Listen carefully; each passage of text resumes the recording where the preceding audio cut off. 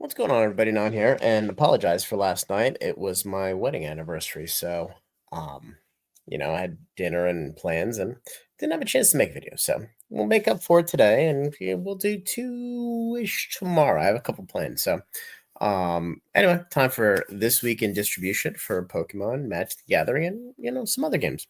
So again, it's another quiet week, but we're getting closer. So let's just walk through Magic. So the key point this week is, as you can see here, and this is Southern Hobby site, obviously not logged in. This is just general public, whatever. Since Magazine Exchange was nice enough to put theirs behind the login wall, don't want to blow anyone up, and I guess they didn't like the publicity. Who knows? Anyway,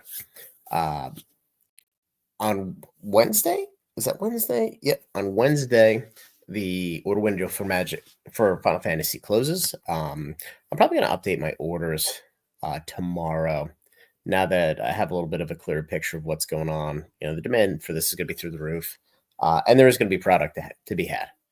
So there is going to be some significant product that's out there. So we're able to buy a bunch of product and sit on it and see what happens. So that's that. Then we got a while until Edge of Eternity's Spider-Man. We've talked to death about that one, so not much to talk about there. I do want to talk about, I saw this today. So with Weiss, it looks like there is a second print run that was announced of Nikki. Obviously, these boxes, they sold extremely well. Looks like they're moving in the right direction. I think the boxes are sitting around $70. The cases are like $1,400 for 24, which is actually a pretty good price compared to Azure Lane, which is like $2,500 a case, something like that. But it looks like there's a second print run. The only difference between the first print run and the second print run is the first print run, your SPs, SSPs, whatever, your chase cards have gold foiling on. Your second print run has silver. There are no serialized cards in English. They are only in Japanese. So there's no issue. There's really nothing there. But the rest of the cards are identical. So yeah, that'll be interesting. I did see that Azure Lane Volume 2 was released in Japan. Someone brought that up today in Discord. It has not yet been announced in English, but I would imagine at some point it's going to be coming out. And then the other thing I saw today was there is a Disney Otherverse Weiss game. However, it's being printed in English, but it's not releasing in the US. So I would make some phone calls tomorrow to see if there's a way to get some of it. It's like Malaysia, Singapore, because there are some licensing issues in the US where Weiss is able to print in some of the Asian countries in local languages in English, but they cannot in the US. So I got to see if there's a way to get a little bit of that just for my personal collection. So anyway, I just wanted to touch on that real quick. Moving to Pokemon, where are we at? P. That would be a good place to start. Moving to Pokemon. So the Big Daddy is on its way. So we had the EV pouches released this week, kind of a non-event. We have 2 weeks until the super premium collections come out. What's interesting is the big box stores are raising prices. So no better way to eliminate scalpers and just charge a higher price in retail and cut out the middleman, which whether you like it or you don't like it, it's going to be interesting to see. Moving to Destined Rivals. So we are really 2 weeks from pre-release for Destined Rivals. So it's getting damn close for organized play. And the current set value, this is Heatwave Arena and Gloria Team Rocket in Japanese. The current value of the two sets combined is $2,300 to $2,400 in Japanese print. That is an astronomical amount of money.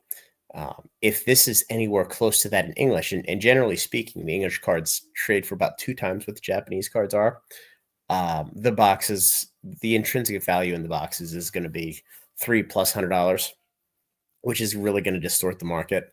Because most people are going to want to buy them at 150, 200, $250.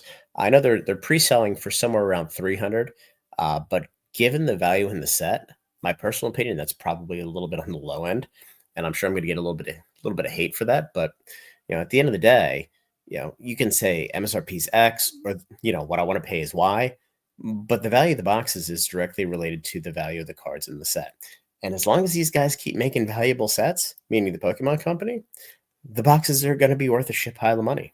It's just the way it works. We have not seen orders come out for Black and White. I would imagine the end of this week, early next week, we're going to start to see them.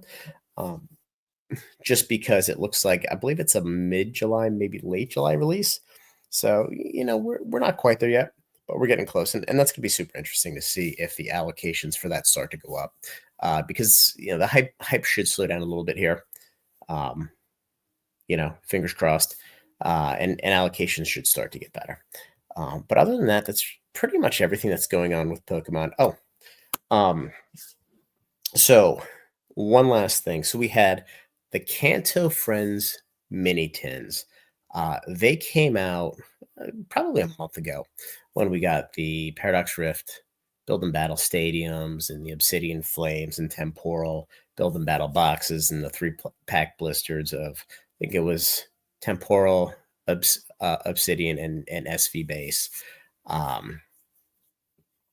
But yeah, these tins came out, and everybody got initially excited because they're like, is there Sun and Moon and XY? And it's like, no, stupid. It's not. It ended up being just kind of a cleanup of the remaining loose packs of Sword and Shield. So there's a new SKU of tins. It's Kanto Power Tins. And it looks like they are Silver Tempest, Astral Radiance, Brilliant Stars-ish.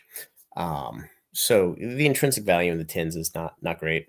I know most of distros selling them for between $55 and $75, which is probably about where they should be. I mean, the unfortunate part is nobody's going to really buy the tins. You're going to have to break them down and spend a ton of cost and man hours and labor and disposal to sell the loose packs. So it's kind of messy, but there are a bunch of them out there. So, just wanted to bring that to everybody's attention. And as we get closer to, middle of May, it's going to be interesting to see. We do have allocations coming for High Seas for Flesh and Blood. If that's a game you care about, if you don't care about it, that's fine. I'm mixed because, we got bit pretty bad by LSS on the unlimited stuff. Now, granted, this was after Monarch, but it's just, I don't like the Living Legend and how they just destroy long-term box value by basically taking the cards out of play.